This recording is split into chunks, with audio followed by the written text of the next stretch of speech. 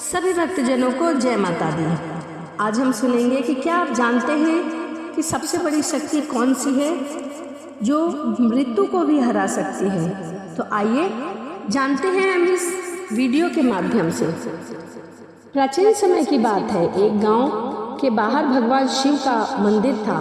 उस मंदिर के सामने एक बरगद का विशाल पेड़ था। उस पेड़ पर एक चकवा और चकवी रहते थे। वह दोनों रोजाना भगवान शिव की पूजा किया करते थे और उनकी भक्ति में ही लीन रहते थे। एक दिन चकवी ने चकवा से पूछा, हे स्वामी, मेरे मन में कई दिनों से प्रश्न उठ रहा है। आज मैं तुमसे इन प्रश्नों के उत्तर जानना चाहती हूँ। मेरा पहला प्रश्न यह है कि संसार में सबसे बड़ी शक्ति कौन सी है जो मृत्यु को भी हरा सकती है। मेरा दूसरा प्रश्न यह है कि संसार में सबसे बड़ा दान क्या है। और मेरा तीसरा प्रश्न यह है कि सबसे बड़ा धर्म क्या है। फिर चकवी की बात सुनकर चकवा कहने लगा, हे प्रिय, मैं तुम्हें मेरी प्रत्यक्ष देखी हुई एक घटना सुनाता हूँ। उस घटना को सुनने के बाद तुम्हें तुम्हारे तीनों प्रश्नों के उत्तर मिल जाएंगे। एक कृष्णापुर नाम का शहर था। उस शहर में एक ठाकुर रहता था जो एक सावंत के उच्च पद पर नियुक्त था। उस ठाकुर का एक लड़का था जिसका नाम धर्मवीर था। एक दिन धर्मवीर भ्रमण करने के लिए घोड़ा लेकर निकला। घूमते घूमते धर्मवीर को प्यास लगने लगी। थोड़ा आगे चलने पर उसे एक पानी की प्याऊ दिखाई दिया। फिर उसने वहां जाकर पानी पिया और अपने घोड़े को भी पानी पिलाया। थोड़ी देर वहीं विश्राम किया। विश्राम करने के बाद में धर्मवीर ने देखा कि वहां बहुत से यात्री आ रहे हैं और जा रहे हैं। पानी पीने के बाद बड़ा आशीर्वाद दे रहे हैं। वह यात्री कह रहे थे कि बहुत ही अच्छा काम कर रहे हो यह पानी पिलाने वाला। पानी पिलाने वाले को भगवान हमेशा प्रसन्न रखते हैं। यह आशीर्वाद राहगीर को देते जा रहे थे। इस बात पर धर्मवीर सुन रहा था। धर्मवीर सोचने लगा कि मैं एक प्याऊ खोलूंगा और वहां मैं हर राहगीर को पानी पिलाऊंगा। यह सोचकर धर्मवीर घर चला गया और अपने पिता सावंत से कहने लगा, पिताजी, मुझे किसी काम के लिए आपकी मदद चाहिए। तो ठाकुर कहने लगा, क्या काम करना है बेटा। तब धर्मवीर ने कहा कि पिताजी, मैं पानी पिलाने के लिए प्याऊ खोलना चाहता हूँ। तो ठाकुर कहने लगा, हमारे घर में क्या कमी है, हम एक प्याऊ खुलवा देंगे और वहाँ पर एक नौकर रख देंगे। तो धर्मवीर उस ठाकुर से कहने लगा, नहीं पिताजी, मैं अपने हाथों से पानी पिलाऊंगा। पिता पुत्र की बात मान लेते हैं और धर्मवीर के लिए एक प्याऊ की व्यवस्था करवा देते हैं। अब धर्मवीर को एक ऐसा स्थान पर प्याऊ बनवा लेता है जहां दूर दूर तक कहीं पानी की व्यवस्था नहीं थी। वहां उस रास्ते पर जितने भी राहगीर आते पानी पीकर आगे बढ़ जाते। फिर एक दिन 4 यमदूत एक मनुष्य की आत्मा को लेकर धर्मवीर के पड़ोसी गांव से जा रहे थे। फिर यमदूत ने देखा कि प्याऊ बनी हुई है। तब वह चारों अपना वेश बदलकर उस प्याऊ पर जा पहुँचे। वहाँ जाकर उन्होंने पानी पिया। पानी पीने के बाद चारों यमदूत उस आत्मा को लेकर आगे चले जाते हैं। उसके बाद जब भी यमदूत उस क्षेत्र से आते तो उस धर्मवीर के प्याऊ पर पानी पी कर ही जाया करते थे। फिर एक दिन धर्मवीर ने जब देखा तो कहने लगा, भाई, तुम 4 दिन पहले आए थे, फिर अब कहाँ जा रहे हो और तुम कौन हो। जब वह चारों कहने लगते कि हम व्यापारी हैं, इस रास्ते में 2-4 दिन में आते जाते रहते हैं। तब धर्मवीर उनकी बातों पर विश्वास कर लेता और फिर धर्मवीर उन चारों का हर बार की तरह स्वागत करता, मीठा और ठंडा पानी पिलाता। धीरे धीरे समय बीतने लगा और जब भी वह यमदूत वहां आते तो धर्मवीर उन्हें पानी पिलाता। अब चारों यमदूत धर्मवीर के मित्र बन चुके थे। इसके बाद जब भी वह चारों यमदूत उस मार्ग में आते तो धर्मवीर के प्याऊ पर जरूर आकर बैठते थे, उनसे बातें किया करते थे, फिर आगे जाया करते थे। उसके बाद धर्मवीर ने अपने उन चारों मित्रों को निमंत्रण दिया। फिर वह चारों यमदूत उसके विवाह में सम्मिलित हुए। विवाह होने के बाद धर्मवीर अपनी पत्नी को अपने घर ले आया। उसके बाद कुछ समय बीतते चले गए। फिर एक दिन यमराज उन यमदूतों से कहने लगा कि कल ठीक 12 बजे तुम्हें एक धर्मवीर नामक व्यक्ति को लाना है। यमराज ने उन यमदूतों को 24 घंटे पहले ही बता दिया था। अब चारों यमदूत सोचने लगे कि वह धर्मवीर तो हमारा मित्र है, हम कैसे उसे लाएंगे।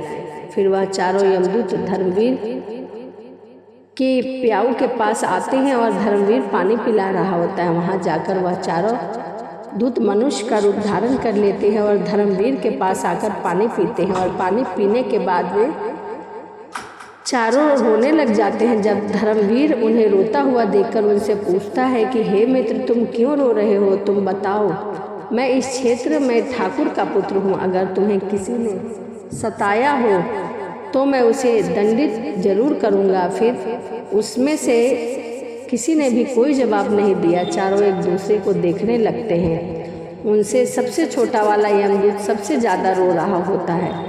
धर्मवीर उनसे कहता है कि मुझे बताओ कि तुम क्यों रो रहे हो, आखिर क्या हुआ?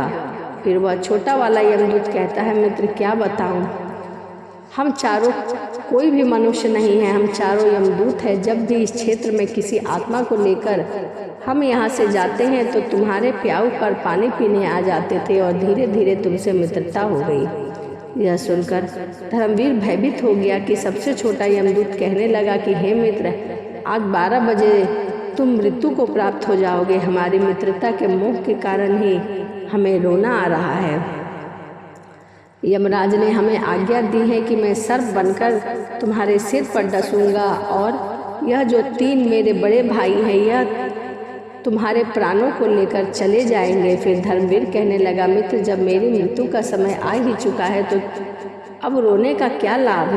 इसमें भला तुम भी क्या कर सकते हो? मैं मृत्यु से नहीं डरता, मैं तुम्हारे साथ चलने के लिए तैयार हूँ। फिर छोटा यमदूत कहने लगा, हे मित्र सबसे ज़्यादा स्नेह तुमसे मैं ही करता हूँ, परंतु क्या करूँ, संयोगवश मुझे यह जिम्मेदारी मिली है। मैं तुम्हें डसूंगा और तुम्हारी मृत्यु मेरे ही हाथों लिखी है। तब धर्मवीर कहने लगा, ठीक है मित्र, कोई बात नहीं, जो यहाँ आया है उसे एक ना एक दिन तो जाना ही है, मृत्यु को कोई नहीं टाल सकता। फिर वह छोटा यमदूत कहता है, देखो धर्मवीर, ठीक 12 बजे से 10 मिनट पहले हम चारों यमदूत तुम्हारे घर की सीढ़ियों पर बैठ जाएंगे और 10 मिनट बाद तुम्हें ले जाएंगे। इतना कहकर वह चारों यमदूत अदृश्य हो गए और अब धर्मवीर फिर थोड़ा सा घबरा गया और अपने घर को चल दिया। उसने रात को वह बात अपनी पत्नी को नहीं बताई और इंतजार करने लगा कि कब 12 बजेंगे। जब 12 बजने का समय नज़दीक आया तो वह छोटा वाला यमदूत सांप का रूप धारण कर लेता है और सीढ़ियों पर बैठ जाता है।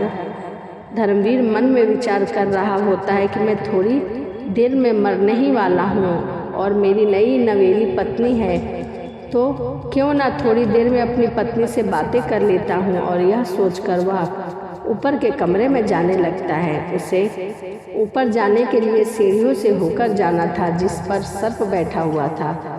जब धर्मवीर ने सर्प को बैठा देखा तो धर्मवीर उसे पहचान गया और वह कहने लगा कि हे मित्र, तुम मुझे डस लो, मैं कहीं नहीं जा रहा हूँ। तभी सर्प कहता है, मित्र मैं तुझे जरूर डस लूँगा, पर जब 12 बजने में 10 मिनट शेष रहेंगे तब डसूँगा।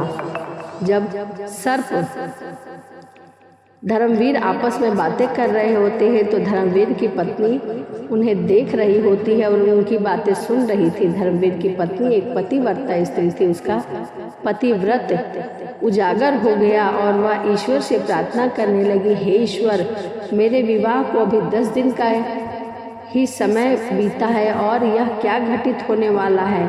फिर चकवा कहता है, हे चकवी, वह एक राजपुत्र के पुत्र वधू थी। उसने 36 प्रकार के व्यंजन भोजन बनाए और उस शहर में एक बहुत ही गरीब व्यक्ति रहता था और उस गरीब का एक लड़की थी जो महीने की गर्भवती विधवा थी। वह अपने गरीब पिता के घर में रहती थी क्योंकि उसके ससुराल ने उसके पति के मरने के बाद उससे घर से भगा दिया था। उसका कोई भी सहारा नहीं था।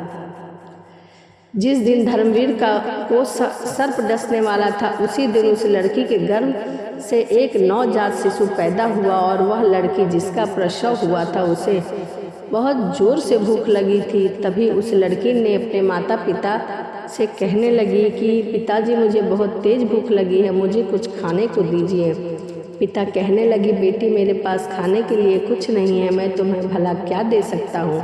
ऐसे में वह लड़की बोली यदि तुम मुझे खाने को नहीं दोगे तो यह जो बच्चा है मेरे गर्भ से पैदा हुआ है मैं उसे खा जाऊंगी। फिर चकवा कहता है कि चकवी प्रसूति के समय भी भूख बहुत ही तेज होती है। जब उस गरीब व्यक्ति ने यह बात लड़की के मुख से सुनी कि मैं इस बच्चे को खा जाऊंगी, तब वह पिता कहने लगा बेटी तुम रुको, मैं जाता हूँ, अगर कोई कुछ खाने के लिए दे दे तो अवश्य ले आऊँगा। उस लड़की का पिता भिक्षा मांगने के लिए चला जाता है, जो कोई उसे देखता दरवाज़ा बंद कर देता है। इस प्रकार चलते हुए वह व्यक्ति उसी ठाकुर के महल में आया जहाँ धरवीर का काल सर्प बनकर बातें कर रहा था और उसकी पत्नी छत से सब कुछ देख रही थी, ईश्वर से प्रार्थना कर रही थी। तब भी वह मांगने वाला आवाज़ लगाता है मुझे कोई भोजन दे दीजिए, मेरी लड़की को प्रसव हुआ है, उसे नवजात शिशु को जन्म दिया है और मेरे पास उसे खिलाने के लिए कुछ भी नहीं है। तब यह बात धर्मवीर की पत्नी ने सुनी। वह सोचने लगी कि कुछ समय बाद मेरा पति मर जाएगा और मैं विधवा हो जाऊंगी और मुझे अपने पति के साथ सती होना पड़ेगा, तो यह भोजन किस काम का जो मैंने बनाया है, इस भोजन को मैं इस भिखारी को दे देती हूँ। फिर उसने वह भोजन उस गरीब व्यक्ति को दे दिया। तब भोजन को लेने के बाद वह गरीब व्यक्ति वापस अपने घर चला जाता है और जब धर्मवीर और सर्प बातें कर रहे होते हैं तब वह गरीब आदमी जाकर उस भोजन को अपनी लड़की को खिला देता है। 36 प्रकार के व्यंजनों को जब वह लड़की पेट भर के खा लेती है तो पूछने लगती है कि पिताजी आज इतना अच्छा भोजन किसने दिया है। उसके पिताजी कहते हैं कि बेटी हमारे गांव में ठाकुर साहब की जो पुत्र वधू है जिसका विवाह अभी अभी हुआ है, कुछ दिनों पहले उसने ही मुझे यह भोजन दिया है। तो वो लड़की कहने लगी हे भगवान उसकी सुहाग अमर रहे, इस तरह आशीष दे दिया और औरत का सुहाग अमर रहे। फिर भगवान विष्णु का सिंहासन हिल उठता है। उन्होंने नारद मुनि को बुलाया और कहने लगे कि मृत्यु लोक में देखकर आओ कि मेरी भक्त पर बहुत बड़ा संकट आया है जिस कारण मेरा सिंहासन हिल रहा है। तब नारद मुनि भगवान विष्णु की आज्ञा के अनुसार देखते हैं कि भगवान विष्णु का सिंहासन क्यों हिल रहा है। तो नारद मुनि देखकर बताते हैं कि एक बिल्कुल भूखी आत्मा जिसने कुछ समय पहले ही एक नवजात शिशु को जन्म दिया था, वह भूख से व्याकुल थी। उसे भोजन मिलने के कारण उसकी अंतर्यात्मा ने यह कह दिया भोजन देने वाली औरत का सुहाग अमर रहे, अर्थात उसका पति जीवित रहे। और उधर यमराज ने उसके पति को प्राण हरने के लिए यमदूतों को भेज दिया है, वह बस 10 मिनट बाद ही उनके प्राणों को हर लेंगे।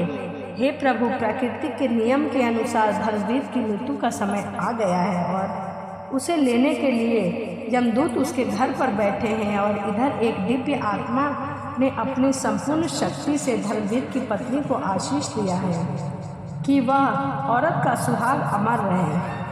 फिर भगवान विष्णु कहने लगते हैं कि मुझे इस आत्मा का नाम रखना पड़ेगा, चाहे मेरे कार्य में परिवर्तन ही क्यों ना हो जाए। भगवान विष्णु अपने भक्त की रक्षा करने के लिए उस प्रसव वाली लड़की की आत्मा के वचन को उस धर्मवीर का कवच बनाकर डाल देते हैं। तब तक लड़की घड़ी में 12 बजने में 10 मिनट बाकी थे। तब धर्मवीर उस यमदूत से कहने लगे कि मित्र, अब तुम मुझे डस लो और मैं तुम्हारे साथ चलने के लिए तैयार हूँ। फिर उस सर्प ने धर्मवीर को डस लिया और सर्प सोचने लगा कि 10 मिनट में ही धर्मवीर मर जाएगा, लेकिन 10 मिनट बाद भी उस धर्मवीर को कुछ नहीं हुआ। फिर सर्प कहने लगा कि हे मित्र, तुम्हें कुछ हो रहा है क्या? धर्मवीर कहने लगा हे मित्र, मुझे कुछ भी नहीं हो रहा। फिर सर्प ने उसके ऊपर तीव्र विष डाला, परंतु उस धर्मवीर की रक्षा स्वयं भगवान विष्णु कर रहे थे, जिस कारण से सर्प के विष का असर धर्मवीर पर बिल्कुल भी नहीं हो रहा था। धर्मवीर सर्प से कहने लगा हे मित्र, तुम मुझे पूरी ताकत लगाकर डसोगे तो ही मैं यमराज के पास जाऊंगा। वह चारों यमराज के पास पहुंचे और यमराज से कहने लगे हे यमराज, हमने बहुत प्रयास किया परंतु उस धर्मवीर नामक व्यक्ति का जहर का कोई असर नहीं हो रहा है। फिर यमराज ने अपने दिव्य दृष्टि से देखा, उस धर्मराज के शरीर में 3 जगह से रक्त बह रहा है, लेकिन धर्मवीर को कुछ भी नहीं हुआ। तभी यमराज भगवान विष्णु के पास जाते हैं और कहने लगते हैं, हे प्रभु, मैं अपने पद से इस्तीफा देना चाहता हूँ। भगवान विष्णु कहने लगे, क्यों, क्या बात है यमराज? यमराज कहने लगे, हे प्रभु, प्रकृति के नियम में परिवर्तन हो रहा है। जिस व्यक्ति की मृत्यु का समय आ गया है, वह व्यक्ति 3 बार प्रहार करने से भी नहीं मर रहा है। इसका क्या कारण है? तब भगवान विष्णु समझाते हैं कि यमराज, यह आत्मा की शक्ति है। फिर यमराज कहते हैं, हे प्रभु, यह आत्मा की शक्ति क्या होता है? तब भगवान विष्णु कहते हैं, यदि कोई व्यक्ति अपनी अंतर्यात्मा दूसरे व्यक्ति को आशीष या श्राप देता है तो उसको झूठा करने की शक्ति मेरे अंदर भी नहीं होती, चाहे फिर मुझे इसके लिए प्रकृति के नियमों को ही बदलना पड़े। फिर भगवान विष्णु कहते हैं, हे यमराज, जरा ध्यान से देखिए, एक ऐसी गरीब औरत जिसका पति उसे 2 महीने पहले ही छोड़कर मर गया हो, जो अपने पिता के पास रह रही है और पिता के पास भी उसे खाने को नहीं मिल रहा, जिससे कुछ समय पहले ही उसने एक नवजात शिशु को जन्म दिया, उसे भोजन नहीं मिल रहा था। उसकी आत्मा भोजन के लिए तड़प रही थी। वह अपने नवजात बच्चे को खाने के लिए तैयार थी और उसको भोजन उपलब्ध कराया धर्मवीर की पत्नी ने, और उस औरत ने उसे ऐसा आशीष दिया कि उसका सुहाग अमर हो जाए।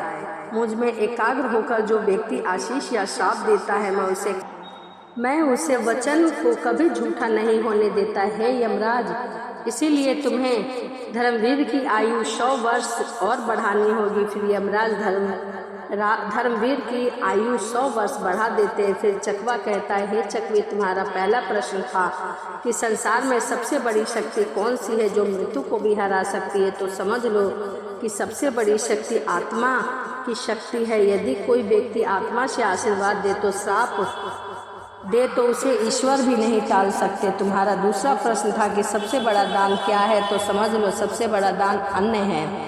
अन्न का दान महादान माना जाता है। भूखे को भरपेट भोजन कराना ही सबसे बड़ा दान है। तुम्हारा तीसरा प्रश्न था कि सबसे बड़ा धर्म क्या है, तो समझ लेना कि जहाँ आवश्यकता है उस स्थान पर सबसे बड़ा धर्म है। तो तुम्हारे तीनों प्रश्नों के उत्तर इस कहानी में मिल गया होगा। तो यह चकवा और चकवी की कहानी थी। वीडियो आपको कैसी लगी कमेंट करके ज़रूर बताएं। तो चलिए इसी के साथ वीडियो को समाप्त करते हैं और मिलते हैं अगली वीडियो में। सभी को राधे राधे, जय माता दी।